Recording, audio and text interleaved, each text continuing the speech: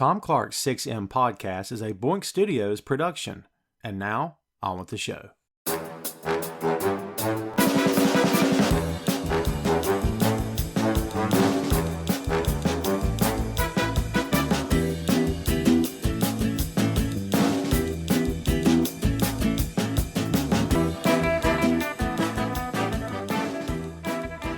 Hey, what is up? Welcome to Tom Clark's 6M podcast. I'm your host, Tom Clark, and in this episode, I'm joined by co-host Phil Lindsey. So by the time 1966 rolls around, we find that the biggest band on earth, and some would argue possibly ever. I'm in that camp. I'm a fan of these guys. I've not made any secrets about that over the years. These guys were done with touring. Think about that. They were mainstream for about, let's say, 3 years. They really, once Ringo entered the band, and it was 1963, they came to the States, landed in the States. Anniversary was recently, February 7th, 1964. Their first appearance on the Ed Sullivan Show was February 9th, 1964. And yes, we're speaking, of course, about the Fab Four, also known as the Beatles. For 2 years, these guys toured nonstop, incessantly. In fact, Paul's told stories about having, like, them as a foursome, having to go to management and saying, going to Brian Epstein and saying, we have to have a break. We can't breathe. The walls are closing in on us. And, the mayhem of Beatlemania, with crowds so large, girls losing their minds, their boyfriend sitting next to him, not knowing what to make of this, not knowing what's going on, everybody going nuts, decoy cars, checking into hotels under false names, Ringo playing the wrong song because he can't hear the other three guys. That's what Fame had done. So 1966 rolls around, they're burned out, they're done. They're like, all right, that's it. Not only do we need a break, this touring thing is over. The show in Candlestick Park happens, and without telling really anyone else, they all sort of agreed, this is probably going to be the last show. We can't really do this anymore. This is too much. It's the last tour. It's just too much. And one of Paul's comments when they were approached by the press at the time was, we can't hear ourselves play. And we can't get any better when we can't hear ourselves play. So it suddenly became no more studio tours. No more tours. We're going to go into the studio. And that's when the complete complexion of this band changed from that point on. And we're talking today about the album. It's the album that people are talking about to this day, and they simply can't get enough of it. And yes, yours truly included. We're talking about Revolver. Revolver is a big album, kids. I think we will all agree on that one. This is one of those albums that transcends time. It transcends genres and musical influences. It's been said before about Rubber Soul. And yes, we've done that album here on the 6M. It's in the archives. It's been said before about Rubber Soul that bands are still trying to make that album today. I would submit that Revolver may be an album that you don't want to try to make, because how could you? This album is so expansive in its reach, in its taste, in its styles. And I would submit that the Beatles were the best band of all time for a lot of different reasons. But one of the major reasons, in my opinion, is that they could blend different styles and completely make it work.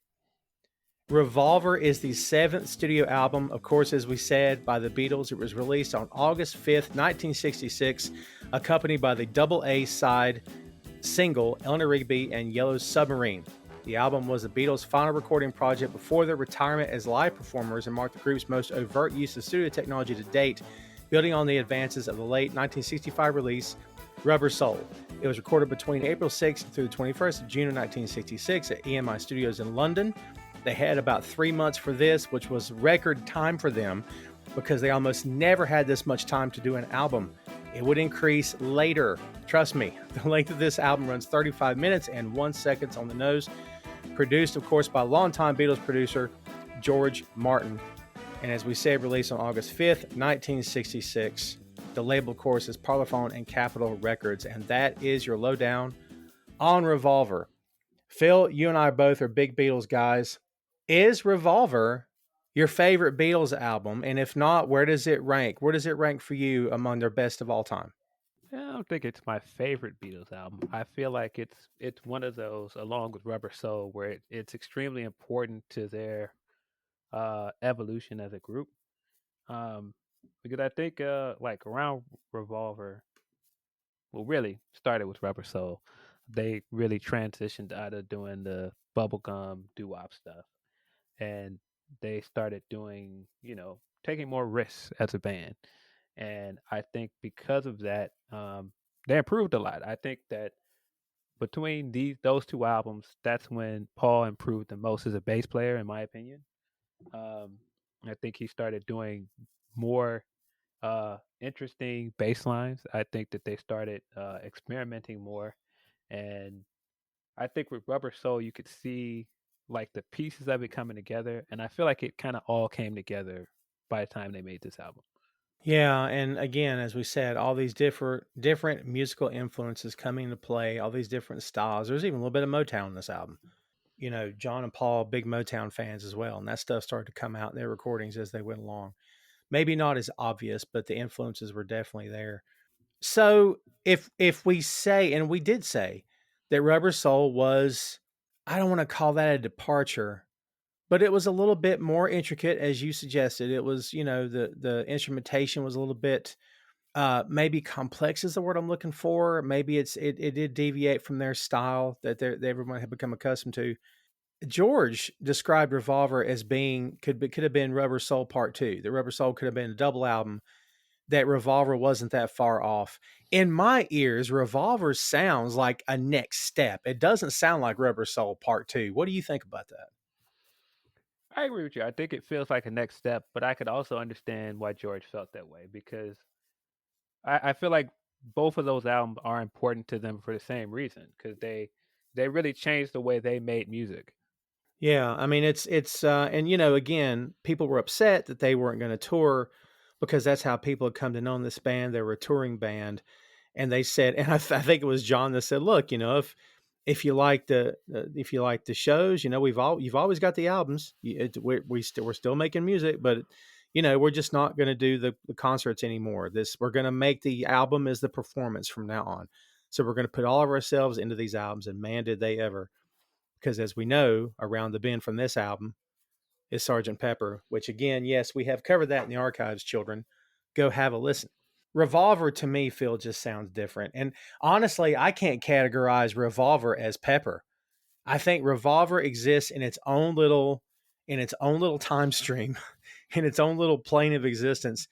I personally don't classify it as Rubber Soul Part Two, and I can't say it's a precursor, at least in my ears, to Sergeant Pepper. I think it exists on its own. I mean, if a band had released this album at the time, not named the Beatles, this album would have been a hit. There's no doubt about it. I mean, I don't think it's a hit because it's them.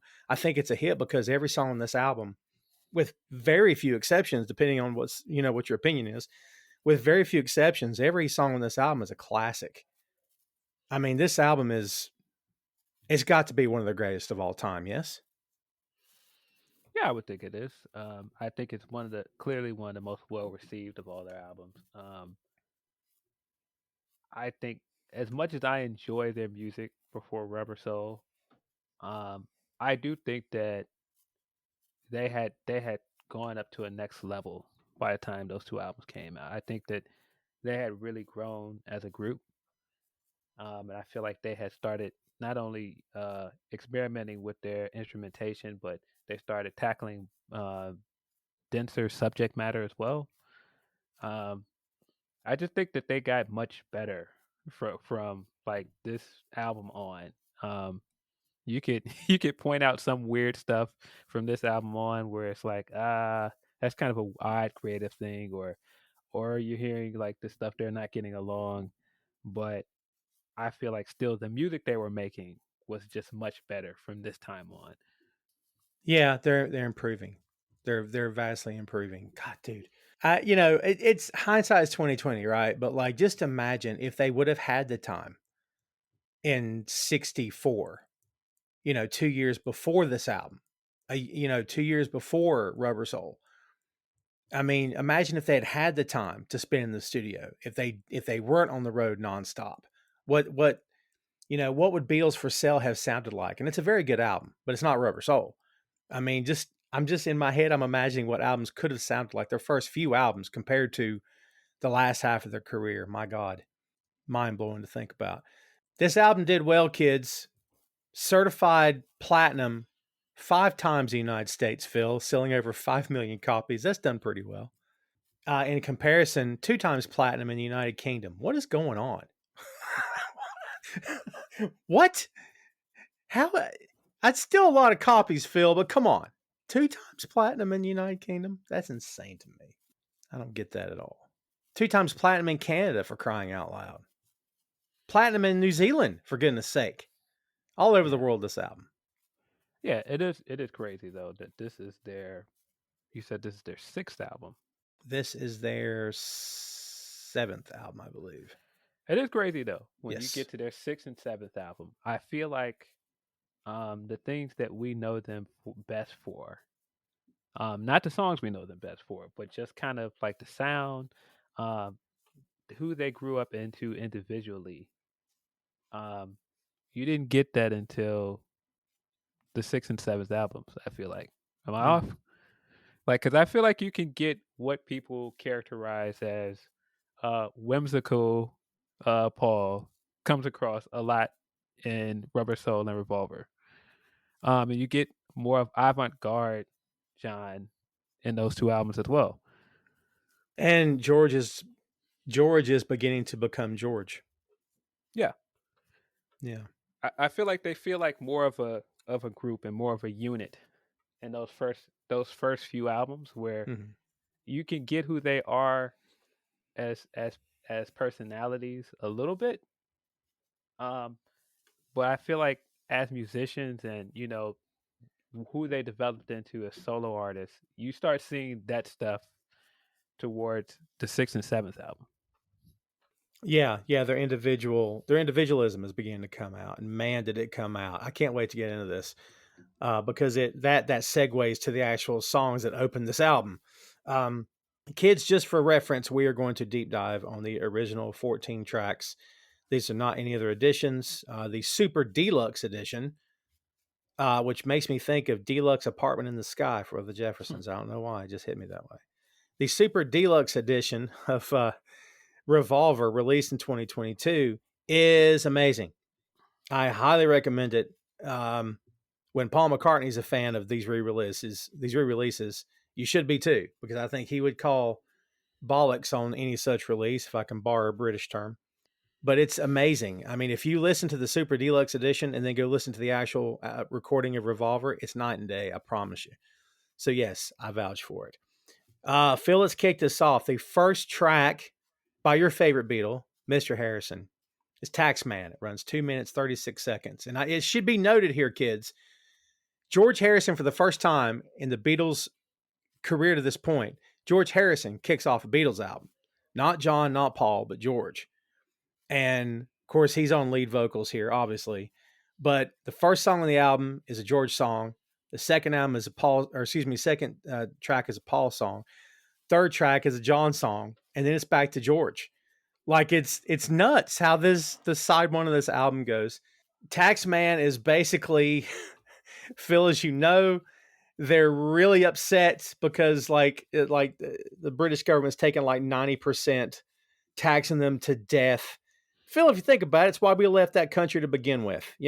Keep your hands out of my pockets. What do you think about Taxman, dude? Break this song down for me, from the sound of his voice, the music. What do you think about this track? Taxman is, like I said, it's if you're considering this album so important to their discography, Taxman is extremely important to who the Beatles became, and it's extremely influential. I mean, yeah, you could say that it kicked off 2 subcultures, kind of. I feel like there's influence here in punk rock music. There's influence here in what became mod culture in the UK.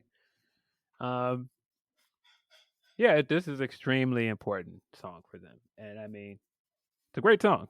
I mean, not just what it did for them at that time of not wanting to perform and wanting to venture off from being, I don't want to say squeaky clean, but they were doing this very bubblegum pop music for a while. And this is just such a departure from that because they're tackling something that is political. Ooh, people get kind of scared off when you start venturing into political content. It's kind of like Jordan refusing to get involved in commenting on civil rights issues. It's not the same thing, but it's like Jordan was the feel good basketball player, best of his time, but wouldn't approach that stuff. And then here's the Beatles, who were the feel good biggest band of their time. And then suddenly they're starting to go there. Yeah, this is please please me. This is yesterday. These are guys that were singing about just like boy band music almost, and they're tackling uh, a political commentary. Oh no, but I think they did it so well because it kind of it kind of laid the groundwork for who they would be for the rest of their careers. Yeah, for sure. And I freaking love Taxman. I love his voice. I love how he kicks up 1, 2, 3. Dude, that really low tone to his voice. He sounds confident in this song. He doesn't need anybody else on the vocals. He gets help, but I don't know that he needs it. I mean, Yeah, it's a Beatles song when he gets help, but man, this sounds so good. I love that it's not a typical opener for this band. It's more low key. It's not as much, woo and shake your head and tap your foot. It's just laid back in the pocket. yeah, it's definitely a George song. Oh yeah, for sure. Definitely a George song. I believe that it's Paul on lead guitar on this song, if I'm not mistaken. This is really good stuff, man. Let's see. And again, as we said, this song written about the British government basically taking all their money.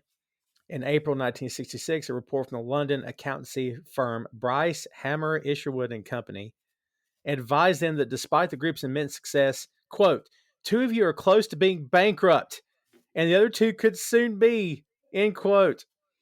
In his 1980 autobiography, I Mean Mine, Harrison says Taxman was written when I first realized that even though we had started earning money, we were actually giving most of it away in taxes. It was and still is typical. It Hmm. placed them in the top tax bracket in the United Kingdom. The Beatles were liable to a 95% super tax Wow. introduced by Harold Wilson's Labor government. You thought the government here was ripping you off, right? Hence the lyric, there's one for you, 19 for me. Really good Yeah, stuff. yeah. I think it's so interesting to look at them as like this almost anti-authoritative stance. Like I said, they before that they were making like almost boy band music, Mhm. and so it is interesting. But out of all the Beatles that this would come from, of course it would come from George. George is a really thoughtful guy, and he is very strong in his convictions. So yeah, this makes sense as a George song, and I definitely think it's one of the bigger hits he wrote, and he's got some pretty big ones with the Beatles. And it deserves to be said. You said anti-authority. Dude, the Beatles are so anti-authority, it's not even funny. Like the words bubblegum pop have been used to describe them, but dude, they were as anti-authority. People, and the Rolling Stones get credit for that stuff, right? But let's remind everybody that Mick Jagger played ball and on the Ed Sullivan show and changed the song to "Let's Spend Some Time Together" because he was asked to. Yeah, not so anti-authority. I would submit the Beatles are more anti-authority than the Stones ever were. It's just the Stones look grittier and nastier, but I think that was all image more than anything. Well, I mean, yeah, the Beatles did those first 4 or 5 albums as the group that all dressed the same, that sang the very doo-woppy songs. Yeah, Hmm. I think they just had this clean image for so long that it took them a long time to kind of push off this image of who they were early in his career. Oh, for sure, for sure. But like, it deserves to be said, and I don't know if they get enough credit for this. They refused to play shows in the South because it was to segregated crowds. They refused to do it. They said we're not doing that. And at the time, I think very few white acts had the fortitude to come out and go against the norm. And they were one of the acts that said, "Look, I don't. What's the big deal? Everybody should be able to come to our shows. We're not going to do this." And so they bucked the system all the time. And I mean, John gets a lot of credit for that, but like, I think the other three were just as much of Rebels as John was. I just don't know that they get, enough credit for that to begin with. But I think we've seen it in their music, we've seen it in their actions a lot over the years. I mean, if you go back and watch Let It Be and just see how excited Paul is when he sees the Yes. police are going to take them, are going to kick them off of the roof. He's just like over the moon. Loves it. He looks back over his shoulder, and when he goes back to the mic, he goes, "Woo!" Like Ric Flair. It's awesome.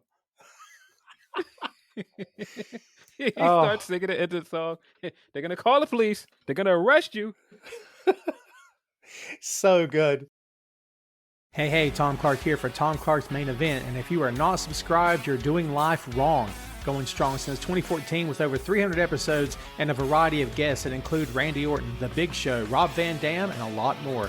Check us out on all the major platforms, including YouTube at Boink Studios. Subscribe today, Tom Clark's Main Event. Because like before we ever saw that in the Get Back documentary, he had talked about in the anthology where the cops were threatening to come up, but he described them as bumbling British police officers, and in the end, nothing happened. But Paul's like, "I'm not moving. You'll have to drag me away from this amp. You'll have to drag me off this rooftop. I'm not moving. No one move." So, Not the bubbling police. I just immediately pictured the stereotypical UK music. Benny Hill, baby. Yeah. Benny Hill. My God. Yeah, no kidding. That'd have been great. And like, because to Paul, that's like, it's the perfect way to end this concert. That's how we should end this. Being dragged off the roof by the police in handcuffs. Played your music too loud. Like, that's great. But yeah, Taxman is an excellent song.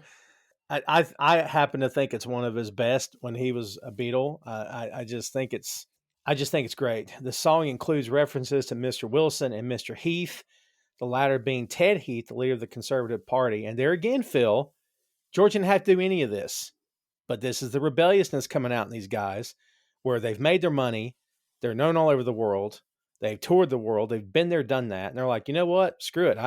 Let's just speak our minds now. So that's kind of what I've always took from this album, that they were like, you know what? Got something to say it. Who cares? Which I think is very cool. The lyrics of this song are great too, man. Because like I think it's the last lyric is, and my advice to those who die, declare the pennies from your eyes. Right? It's great stuff, man. Lyrics of this song are amazing.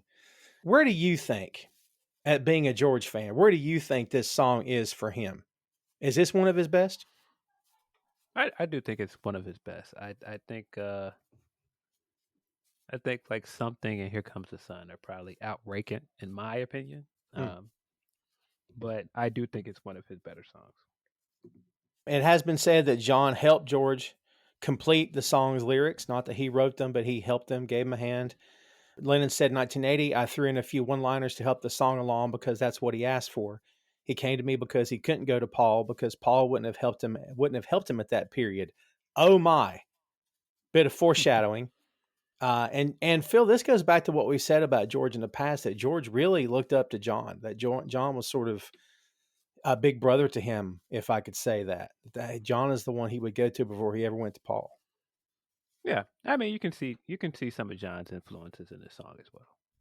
Yeah, it's really good stuff. Again, kids, this is, for my money, one of the best George Harrison songs of all time. I really believe that, and I really love the way this song sounds. I love the feel of it. I love that it's a little dark. I love that it's very low tone. It's really good, and this is credited as being the Beatles' first topical song. Perhaps political statements, the way to put it. And man, talk about foreshadowing, because John had a lot of this coming down the road after the Beatles. So yeah, a lot of little nuanced things happening, and maybe not so nuanced things happening here with this band that shows you what's going to happen in the future. And in terms of the runtime, as we said, 2 minutes 36 seconds. No one could write a 2-minute pop song like the Fab Four. Let's get that straight. Nobody was ever better. So that's where we are with that one. Phil, explain to me how in the world we go from a political, openly calling these guys out by name and complaining about, you're robbing me blind, essentially, with Taxman, to Eleanor Rigby on the same album. A vast departure of what we just heard, There's no instruments on this song except for the orchestra. No Beatles are on this except for the orchestra, except Paul. But yet it fits. Like, how did this happen? How to your ears, and you've heard this album 1,000 times like I have, right? But like it fits because it fits. But during its time, I just wonder, how in the world was this received? How do you follow up that with this? What do you think about the classic that is Eleanor Rigby? I do wonder, how did he get this on the album? How did he talk to the others? Like, God, we're not gonna do any instrumentation on this. We're gonna have like this driving string section throughout the entire song, and it's gonna be orchestra. But we're not gonna play any guitar on this. No guitar, no drums, no bass. But it again, this is if you're going back in time based on everything you know about Paul as a solo artist, as a member of Wings, and throughout the rest of the Beatles discography, this is a very Paul song. Like him wanting to do like this uh, super overly produced. I don't want to say overly produced in a negative way, but this super epic sounding song that has like this high production value with his vocals over it. This is kind of his signature thing. Man, just imagine Freddie Mercury singing this song. He would be amazing on it. That'd be amazing. Yeah, track number 2 runs for only 2 minutes and 11 seconds. It's in, it's out, does its thing, and it gets out of there. This was, as we said earlier, released as a double A-side single, along with Yellow Submarine, written primarily by Paul. The chorus is George, by the way. And of course, it's credited to Lennon McCartney, as almost everything these two guys wrote as Beatles were. This song, as we said, is a vast departure from the rock and roll and pop music these guys have become known for. It's a double string quartet arrangement by Sir George Martin and lyrics providing a narrative on loneliness. It breaks sharply with popular music conventions, both musically and lyrically. This is one of the most beautiful songs I think this band has ever released. It's perfect. I wouldn't change a thing. There's nothing in this song I would change. The lyrics are mesmerizing. They tell a story. You can close your eyes and you can see everything that Paul describes. And you couldn't always do that with Paul's stuff, let's be honest. But you can here. You can picture this in your mind's eye of what this would look like. It's just amazing, man. And to your point, dude, this is this maybe, I'm thinking back on other tracks on other albums. You could say that he showed previous signs of, vast departure. I mean, Yesterday was an acoustic guitar with just him and orchestra, which was years before this.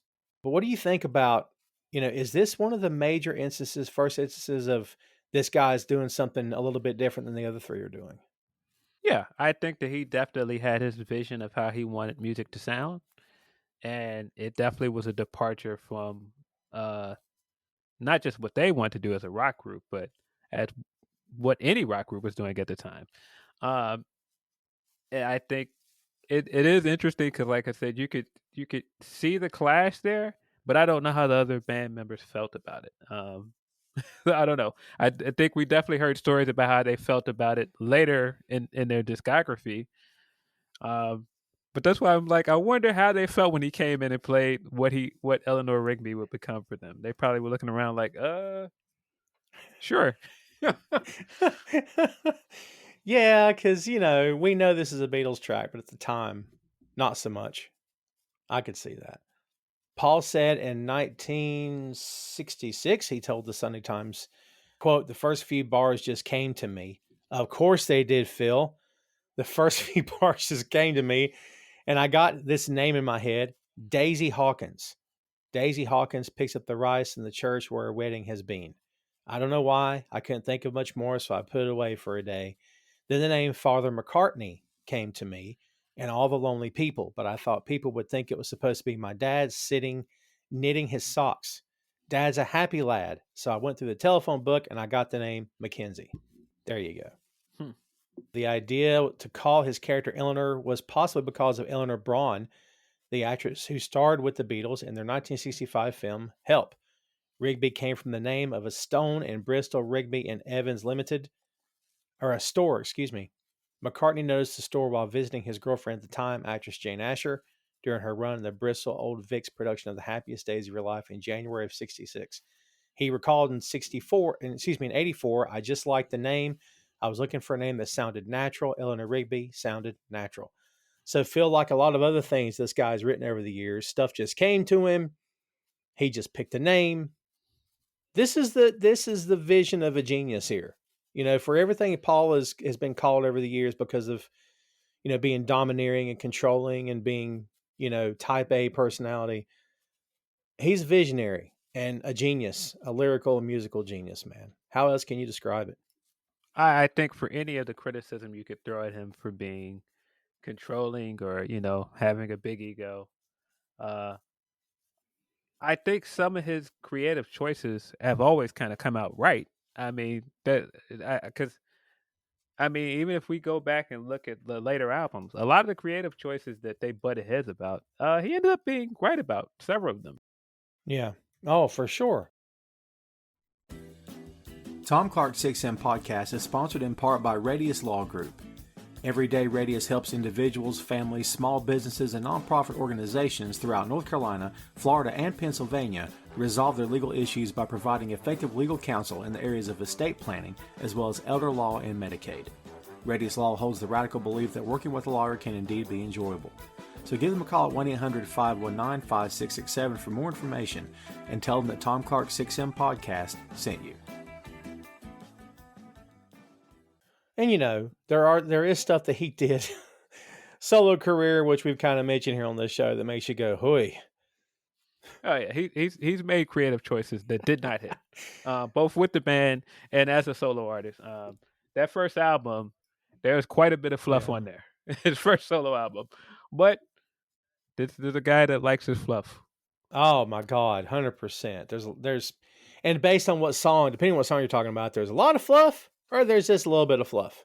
It's like putting too much sugar in your coffee, man. Too much, it's sweet, you can't stand it. Not enough, it's just too dark and you can't stand it. So like, it's got to be just the right amount. Got to be. As we said, Eleanor Rigby is different.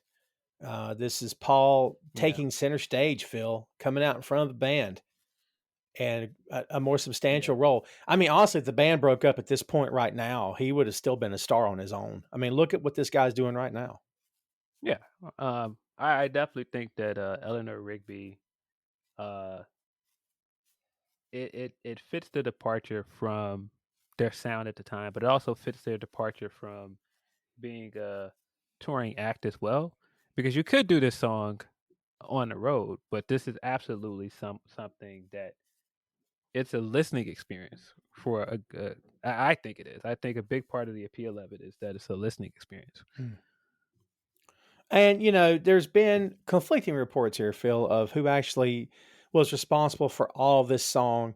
Everybody sort of always said that Paul wrote all of this. It went from some people claiming 90%, some journalists claim about 70% he wrote. John had a much different recollection in the 70s, but we have to remember, Phil, these four guys were in court for years after they broke up.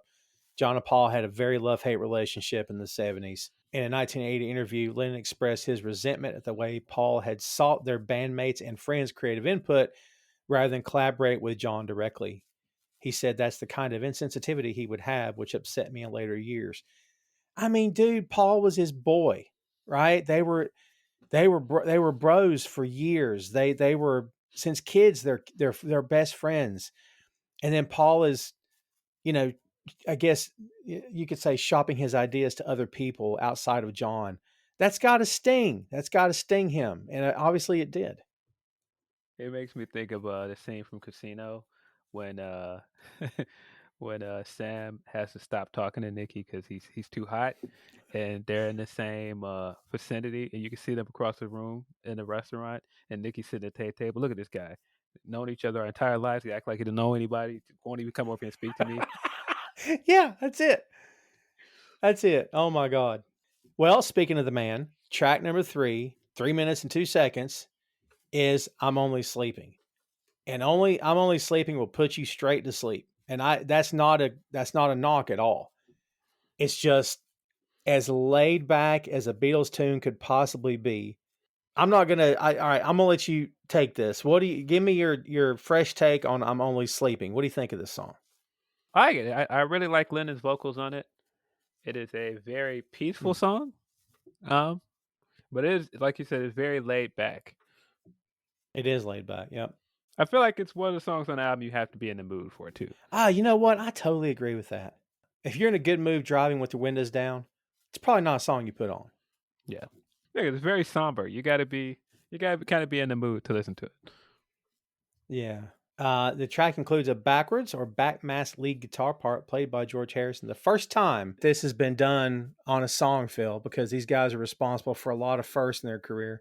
First time a backmask part of a song was included on a pop recording. So there you go. But you're right. You have to be in the right frame of mind to listen to this song. But I love this song. I think John's vocals are really good here. I really love everything about it. I like that it's slowed down. I like that it's not necessarily a rocker. It's just kind of in the pocket, as we said before. And, it's just kind of doing its thing. And there again, Phil, a complete departure from not just the second song, but the first song. Do you see a thread now with the first three? And if you do, what is it? Is it that none of the three of them are fast? The tempo's slow. Is there a thread with the first three songs here? I guess the threat that you could see is that, again, you could see that, how these guys are peaking creatively individually. Because I think Taxman is definitely a George record. Eleanor Rigby is a McCarthy record.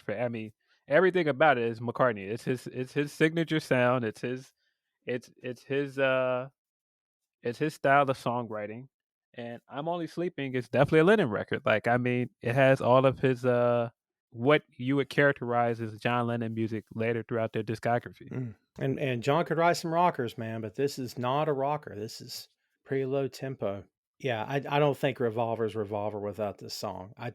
I think honestly this song might reflect a nice little transition.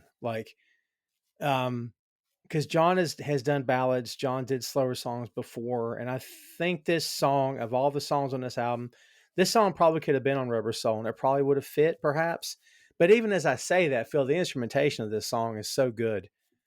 I don't know if it would have fit. Maybe this is just the next step. Interesting. Let's see. The first draft of the lyrics for I'm Only Sleeping was written on the back of a letter from 66, suggests that he was writing about the joys of staying in bed rather than any drug euphoria that people sometimes believe this was about. Because Phil, people always believed the worst about this band, from drugs to sex to whatever they thought was going on. I would say 9 times out of 10, none of that was true. It was just some silly reference to something that had nothing to do with what people attributed it to begin with. When not on tour, John was usually spending his time sleeping, reading, writing, or watching TV, often under the influence of drugs, and would have to be woken by Paul for their songwriting sessions. In a 1966 article written by Maureen Cleave, a friend of John, she wrote, "He can sleep almost indefinitely, is probably the laziest person in England. Physically lazy. I don't mind writing or reading or watching or speaking, but sex is the only physical thing I can be bothered with anymore." Oh, to be rich. Yeah. This song kind of stays right where it's at the entire time. It never really picks up. It doesn't really do anything different. I mean, you could make the case that maybe I don't want to call it lazy, but it's just, do you think there's a lot of effort being made on the vocals, or is that part of the charm of this song, you think? I know. I think there's intention in sounding this laid back. Uh, I wouldn't say that there was no effort put in. I think there's definite intention to it. Yeah. As we said, the backward masked guitar, it is the sound of a reverse guitar duet played by Harrison in a 5-hour late night recording session with George Martin. Harrison perfected the part with the tape running backwards so that when reversed, it would fit this dreamlike mood. And it absolutely freaking does. Engineer Jeff Emmerich described the meticulous process as interminable. I can still picture George hunched over his guitar for hours on end, Emmerich said, headphones clamped on, brows furrowed in concentration. During the break before the second bridge, the sound of a yawn can be heard. You can definitely hear that. Preceded by Lennon saying to McCartney, "Yawn, Paul." That's nice. I love little tidbits they would leave in the songs, man. That's good stuff. I got blisters on me fingers. I'm just saying. Yeah, this is a good track, man. I dig this song. I honestly, you do have to be in the right frame of mind to hear it. I don't think I've skipped this song a whole lot, honestly, to say that. But as we go from number 3 to number 4, again, Phil, another transition. We're back to George again. This time 3 minutes even. I'm Only Sleeping was 3 minutes 2 seconds. I Love You Too is 3 minutes. Dude, this is flat out George channeling Ravi Shankar here. This is flat out the Indian influence coming in. Is this George's best Indian inspired song? What do you think about that? He had several. Probably with the Beatles. I think he's done better on his own. Mhm. I think it. And look, I Love You Too is good. I'm not the biggest fan of it. I don't know. I don't know what it is about it. It just doesn't really, really do it for me. Um, but it's a good song. It's not my favorite though. Mhm. I like it. I do like this song. I always have. I think it's the best example of what he could do when he first. And dude, if nothing else, the song sounds alive. It sounds vibrant. It sounds like it's moving. It sounds big. It almost sounds like there's a crowd of people in the room. And I know it's just the instruments, but it sounds like there's a crowd of people in a big hall listening to this and rustling and making sound. And it sounds like it's being done live. There's just a way that this song sounds I've always appreciated. Yeah, and I think that's what makes it work so well with the rest of this album is that, like I said, if this is the album that they were like, look, we're not gonna perform anymore, but we're gonna give you an experience. Mm, I feel like this song does that, and I feel like there are other parts of this album that feel the same way. That feels like a big listening experience. But like I said, it's not my favorite song of the album. yeah. This is partly a love song to George's wife, the infamous Patty Boyd. Man, Phil, Patty must have been in just the walking on water at some point. Like all these songs written about her and to her and for her and around her. Hmm, She must have been in just yeah. Wow. What more can you say about Patty Boyd, man? I guess. No. Love You Too has been hailed by musicologists. Yes, that's a thing. And critics as groundbreaking in its presentation of a non-Western musical form, particularly with regard to authenticity. Authenticity, 100%. This is not a parody. This is not I'm gonna copy what Ravi's doing. No. This feels like the real deal. This feels like Yeah. someone who is an indie musician. I think in that way it works quite a bit. Yeah. It definitely doesn't feel like George trying to do his version of Indian music with like I don't know. You can hear in all of his personality as someone from the UK. It definitely feels like Indian music. Mm-hmm. Yeah, he wrote "Love You Too" in early '66 while the Beatles were enjoying an unusually long period free of professional commitments due to their inability to find a suitable film project. He used the available time to further explore his interest in Indian music and the sitar, which, and again, his story of learning the sitar is kind of like everything that Paul and John ever did, was that he just bought one from a store and found the chords and just started playing it. And I'm like, what? It's it's mind blowing, dude. It's mind blowing. You'll meet musicians that can play the guitar but wouldn't know how to play drums. Like they could give it a shot, but they can't keep time like they could playing guitar. But then you see guys like George who could play like anything. And there's a lot of musicians that could play multiple instruments. I get it, but like to have an ear for it and to pick it up that quickly, it's nuts to me. Yeah, I mean there are guys that could play several instruments, but being able to play several instruments well is pretty difficult. That's why I was so amazed by Prince. The fact that he could play all these instruments well and could sing and could write music. One of a kind. One of a kind.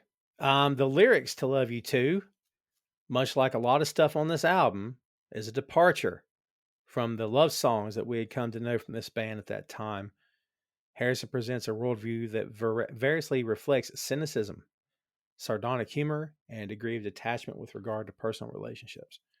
There's people standing around who will screw you in the ground. I love that line. Best line of the song. They'll fill you in with all the sins you'll see. It's one of the first examples of the Beatles' ideology aligning with that of the emerging 60s counterculture. And again, Phil, we talked about these guys being anti-authority. Counterculture, I think, would probably describe them pretty well at this time. And I don't think it's a fad or a trend that they hopped onto to keep themselves relevant. I just think this is who they were from day one. We just didn't see it because they hit it with their sense of humor and their sarcasm and their charm. But I think this was always who they were underneath all those layers. Yeah, I mean they were younger when those first albums came out as well. Very true. Well, kids, moving on here again. Man, I feel like we did this. One song is not like the other song, and I want to say it's one of Jay's albums that we did. I forget what it was, but it's like one song's not like the other song because track 5, "Here, There, and Everywhere," is 2 minutes 29 seconds. This is definitely a Paul song. This is a sappy. Coffee's full of sugar at this point, but man, this song works. This is definitely a Beatles song, Phil. You could say that this song would have fit on Rubber Soul and perhaps would have fit on the album before Rubber Soul, which I think was Beatles for Sale. That this song fits no matter where you put it because it's a Beatles song. Two Nations Under Ted, a Ted Lasso podcast, tackles one of the most popular and critically acclaimed series of our time, bringing together 3 hosts from 2 different parts of the world. Two Nations reviews all 3 seasons of Ted Lasso, 34 episodes total with wrap-up episodes coming at the end of each season. Follow the show on social media at Two Nations Pod, and be sure to subscribe and download on all the major platforms. Just look us up, Two Nations Podcast. Here's my question for you. First of all, what's your take on this? And second, is this too much of the style they're getting away from to be on this album? I don't think it's too much of what they were getting away from. I think it's definitely the subject matter that Paul does pretty well. Um, Man, Paul does this thing very well. I mean, once you've been a boy and you've been in love, like Paul McCartney wants you to know that he cares a lot about being in love. Um, he knows how to express a lot of the hopefulness of being in love, and I feel like this song does that so well. The hopefulness of being in love. God, if that's the name of his autobiography, it should be. Because you're right. Yeah, his songs are not just love songs, but it's the hope of a new love. Like you get a brand new relationship with a girl, and you're like, I can conquer the world. I can do anything with this girl. Anything. I can do anything now. This is awesome. Yeah, a lot of his songs have that feel to it. Listen, he is the original UK guy sitting somewhere with an acoustic guitar and expressing himself to a woman through song and wooing them. This is who he is as a musician, and I feel like that is something that's going through his entire career, and there's a reason he does it so well because it's his wheelhouse. Just like I was saying earlier, with him doing the high production songs. Um, this is his wheelhouse, is to woo women and to express himself in these sugary love songs. Yeah. Oh man, big time. Big time.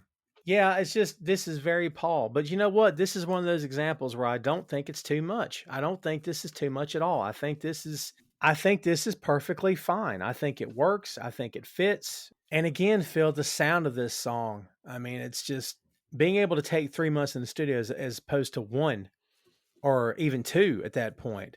They're able to put more time, more effort in the instrumentation, into the sound, the composition. Everything is the recording, the engineering, everything is on par for this album. Sounds beautiful, lest we not mention that. I mean, this song sounds amazing. Just for the proof of where they were going in their process. Paul began writing this song at John's house in early June while waiting for, again, Phil, this is what makes you mad as a creator. While waiting for John to wake up from a nap, Paul says, I sat out by the pool on one of the sun chairs with my guitar and started strumming in E. And soon I had a few chords. And I think by the time he woke up, I had pretty much written the song. So we took it indoors and finished it up. I mean, dude, and this song has been covered and repeated and sang and requested and been included in countdowns and is on a great album, on a classic album. And it's a Beatles classic song. And like, I shake my head when I read these stories about how these guys wrote their stuff. It's nuts. Paul has cited God Only Knows by the Beach Boys as his favorite pop song of all time. Great song, by the way, as a source of his inspiration. Dude, it does kind of have, the Wilson brothers here, right? It does kind of feel, wow. Now that I read that does kind of have a Beach Boys vibe to this song. I can actually hear them harmonizing on this song. Yeah, the harmony in the background, yeah, you could definitely hear the Beach Boys. Um, yeah, but it's just such Paul's style of music, man. It is. But again, like I said, I feel like this song doesn't feel like too much because it connects. And like I said, if you've ever been in love with somebody and you have that feeling of wanting them to always be around and you want this to always to stay like this and to never change, you definitely know that feeling. And I think most people do. Yeah. Yeah. I mean, it just feels new, feels brand new, feels fresh. Yeah. Like you said, hopefulness. Oh, it's such a great word. Yeah, really good. This song works for me. I've always been a fan of this song. And you're right, it's 100% a Paul song. 2 songs left on side 1, kids. Number 6, you know, the other 5 songs, how he said, you know, how they fit, forget it. It's over. Because this is Yellow Submarine. 2 minutes and 40 seconds by the most underrated rock drummer, maybe of all time. And I'm over it. I'm past it. I've been over it for years. If you don't give Ringo Starr his flowers, you're not a fan of music. And I said it, and I don't care if you disagree, you're wrong. Okay. This guy's an excellent drummer. He still is to this day. He's one of the best of all time. All right. Period. End of story. Yellow Submarine's a kid's song, Phil. It's a kid's song. This is Shining Time Station. This is Sesame Street. This is, you know, the Muppet Show, even maybe. But it's the Beatles and it works. And it spawned an animated film, which is really good. And like, it's a sing along. And dude, I defy anyone when you start listening to it to not at least hum it with it. But what's your take on Yellow Submarine? I think it's some of my favorite Ringo vocals. Like he sounds very comfortable on the vocals. He sounds very confident.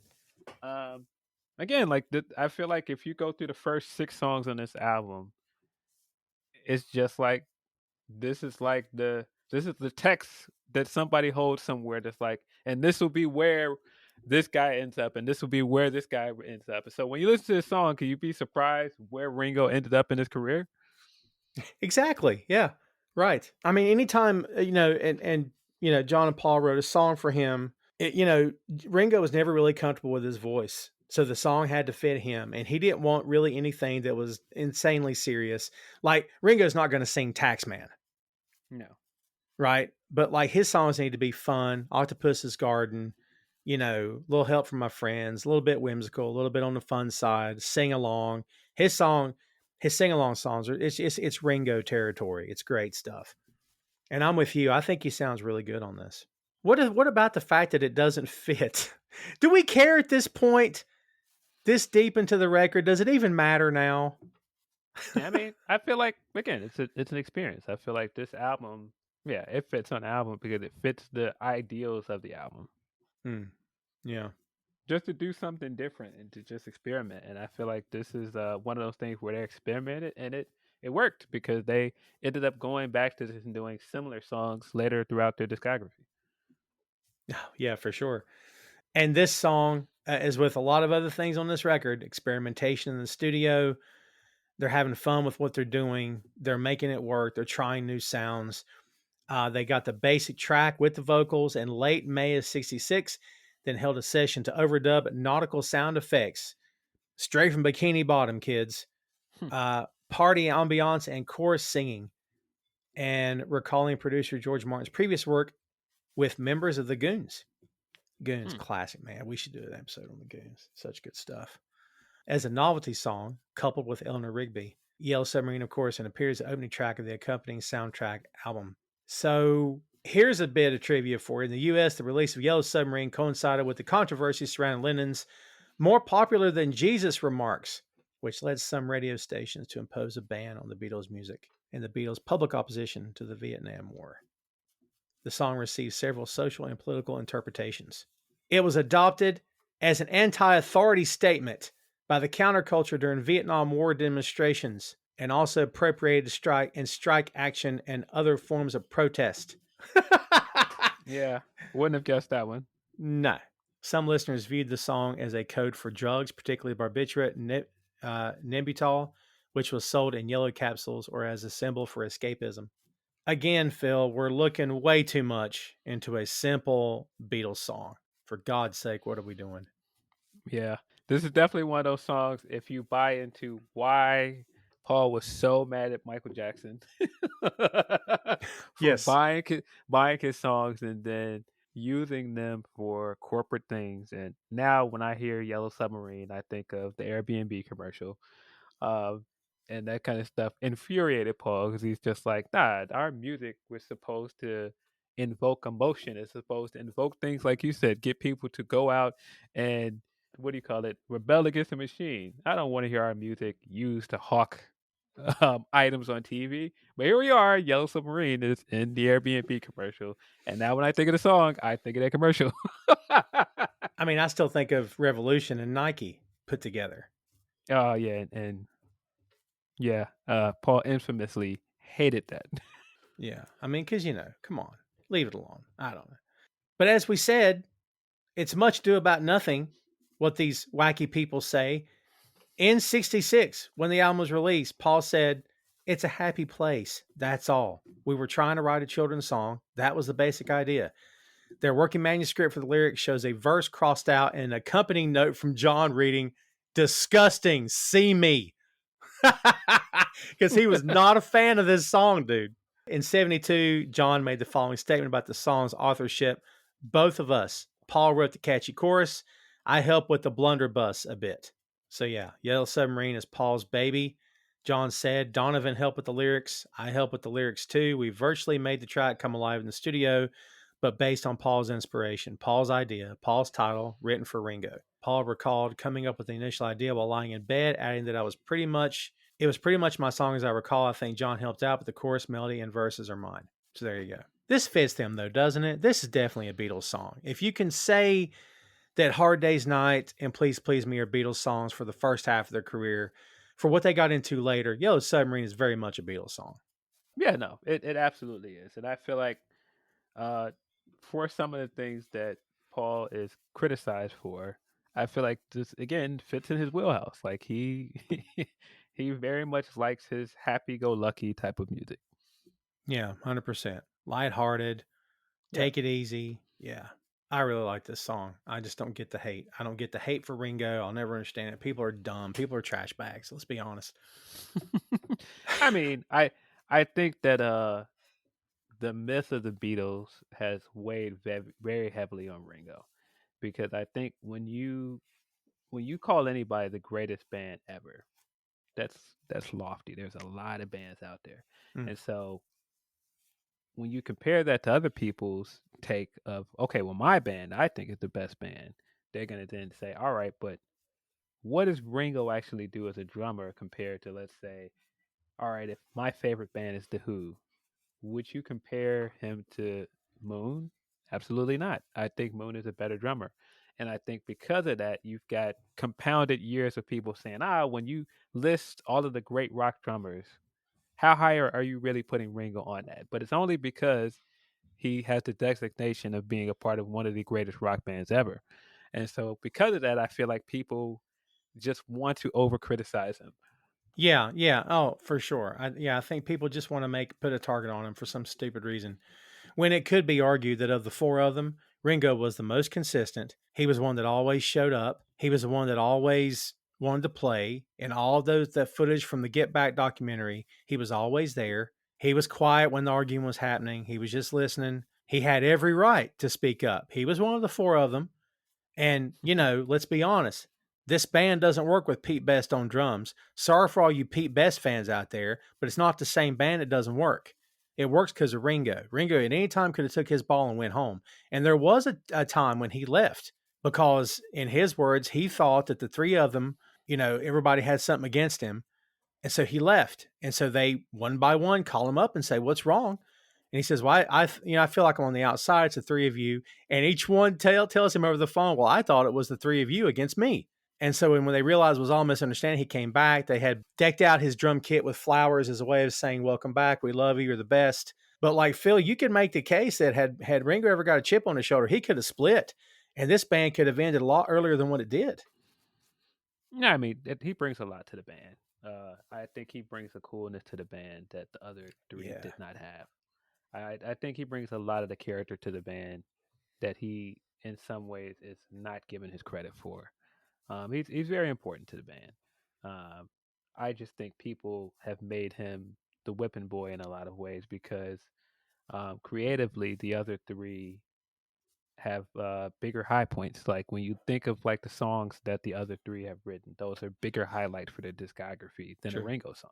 True. And I think because of that, people make it seem like he is the lesser member, and I don't think that's necessarily true. I just think he's in a room with three other really great musicians.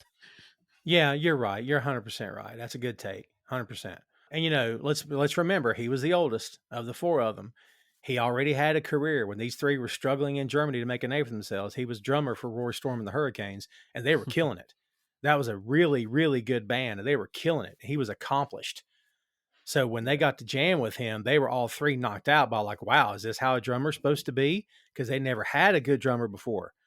Again, Yeah, no disrespect to the Pete Best fans out there, Phil. Just saying. yeah. No, he definitely brought polish to the band because he was already a touring musician. Mm. So no, I think a lot of the hate for him is a little bit played out. I definitely think he was the Ali Shaheed Muhammad in the room when Oh, everybody else was arguing. If you've seen the Tribe Called Quest documentary, you know what I'm talking about. Ali is just sitting in the background looking awkwardly like my friends are arguing. I don't know what to do. Like I feel bad, but I don't want to step in. Yeah, 100%. By the way, kids, Low End Theory is in the archives. So we talk about it. Good episode. Yeah, he's, like you said, accomplished, one of the best. I mean, and again, not to keep singing his praises here, but a lot of the stuff they did, they wouldn't have done. Hard Day's Night came from him. A lot of the yeah. sayings they had came from him. He could come up with a title, a euphemism, a bit of wacky humor. That was him that was coming up with that stuff off the cuff because he was very smart and very funny. Yeah, that's what I'm saying. I think he brings a lot more to the band than people realize. And I just remember back to their first press conference when they're at the airport and the crowd's going nuts and the reporters are going nuts. And one of them says, a couple of them say, sing something for us. And they all four go, no. And Ringo says, no, we need money first. And he's adjusting the cuffs on his shirt. And it's so good. Like, I've used that line actually before. So that's, yeah. I love Ringo. I'm a fan. Kids, the last track on side A, again, another departure, but it's all good because it's the Beatles and it works. She Said, She Said. The song runs for 2 minutes, 37 seconds. This is definitely a John tune. What's your take on She Said, She Said? I really like the song. It reminds me of another song from this same time period that I'm drawing a blank on. Drawing a blank on the song, but it sounds very similar to other things. It has that same kind of psychedelic rock sound. Um, Taxman has kind of the same vibe to it. Mm-hmm. So if you're looking for like an overarching sound, like it's there when they actually play guitar. Oh, yeah, no doubt. I like the Taxman comparison because it's 100% true. John called this a very acidy song, which Yeah. I can hear that. Lyrics inspired by actor Peter Fonda. His comments during an LSD trip in August 1965 with members of the Beatles and the Byrds. Heard that story for years. And due to an argument over the song's musical arrangement, Paul walked out of the studio during the song's recording. Paul walked out? Like, excuse me? I would love to have heard that argument, Phil. That's nuts. And as the story goes, in late 65, Brian Epstein had rented a house in Beverly Hills for the Beatles, 6-day respite from the U.S. tour. The house was hidden within the side of a mountain. Got to hide these four kids. I'm just telling you, got to hide them. Soon their address became widely known. Of course, the area was besieged by fans, blocked roads, and fans were trying to get to the house. There was rented helicopters to spy from overhead. My God in heaven. The police department detailed a tactical squad of officers to protect the band and the house. Beatles found it impossible to leave and instead invited guests, including the aforementioned Eleanor Braun, Joan Baez. They hosted Roger McGuinn and David Crosby of the Byrds, and of course, Peter Fonda. Having first taken LSD in March of that year, John and George were determined that Paul and Ringo should join them on their next experience of the drug. Harrison later said that the heightened perception induced by LSD had been so powerful that he and John had not been able to relate to McCartney and Starr since then, adding, not just on the one level, we couldn't relate to them on any level because acid had changed us so much. Acid's a heck of a drug, Phil. I don't know what to tell you. I suppose. I don't know. The song I was trying to think of, by the way, is Paperback Writer, which is a Ooh. B-side for this. So it does sound, it has that same kind of sound to it. It does, yeah. A lot of the instrumentation sounds pretty identical. Yeah, I mean, like it has the same kind of psychedelic guitar. It has the same kind of bass line to it. Even the drum is very similar. Oh yeah, no doubt, man, 100%. Peter Fonda told Rolling Stone magazine that it was a privilege for him to hang out with them at this house. He got to listen to them play and sing, and he was knocked out. He was floored. And let's don't forget, Phil, Peter Fonda's kind of a big deal at this time with Easy Rider. I mean, he's a big deal in Hollywood, and like his dad is a big deal, of course, and he comes from Hollywood royalty, and he's knocked out by these four, which I think is pretty cool. He says it was a thoroughly tripped out atmosphere because they kept finding girls under tables and so forth. One snuck into the pool room through a window while an acid fired Ringo was shooting pool with the wrong end of the cue. Wrong end, he'd say. So what effing difference does it make? Now it's like a comedy film. It's like a Madcap Beatles comedy film. I just want to see this movie now. Peter Fonda brings up his nearly fatal self-inflicted childhood gunshot accident, writing later he was trying to comfort George, who was overcome by fear that he might be dying. Man, this is a long story. So John urges Peter to drop the subject, saying, "Who put all that stuff in your head? You're making me feel like I've never been born." Harrison recalls in Beatles anthology, Peter was showing us his bullet wound. He was very uncool. Wow. Yeah, dude. Like he's in awe of them, and they're looking at him like, man, this guy, what's up with this guy? So yeah, the lyrics are insane in this song. It's very, very different than anything they've really ever done before. You could say that about this whole album, right? What do you think about the lyrics of this song, man? This is some pretty intense stuff he's singing about. I like it. I like that they were delving into different song content and not just changing their sound, but also trying to do something more than just do like the sugary love music. I mean, they couldn't stray too far away from it, of course, but I do like that they tried to do something different. Yeah. Well, they didn't have to try hard, did they? Because man, when they set their minds to something, they could just do it. Do you have to be a certain kind of frame of mind to listen to this song as well? I don't think so. I think at least it has an upbeat tempo to it, unlike I'm Only Sleeping. Mm. It's definitely Yeah. an eccentric song. I mean, so I could see somebody saying like it's not their cup of tea or they gotta be in the mood for it, but I don't feel that way. Well, the Peter Fonda thing, the line, "I know what it's like to be dead," that of course came from Peter Fonda as well. So, speaking of them no longer touring when they do this album, can you actually imagine them doing any of these songs live on stage? Like, I can imagine Here, There, and Everywhere, and maybe She Said, but like the rest of them, I don't know, man. Maybe Taxman. Hmm. But yeah, both of the first 7 songs, I feel like they bring something different to the table as compared to like a live performance. It just feels like I said, a listening experience. It just feels like they made sure all of the albums from then on were just a big listening experience for whoever's listening to it. Yeah, for sure. An experience. That's the best way to put it, no doubt. Well, kids, there you have it. There is part 1 of Revolver. Look, the fact is, we could have breezed through this. We could have spent 2 minutes on each song, knocked this thing out in 20 minutes and been done. But it's a classic. I don't want to undercut it, so we're not going to undercut it. So keep your eyes open. Stay tuned for part 2 of Revolver. Hey, thanks for listening to the show. Check out our social media on Twitter, Facebook, and Instagram at 6M Podcast. We'll see you next time.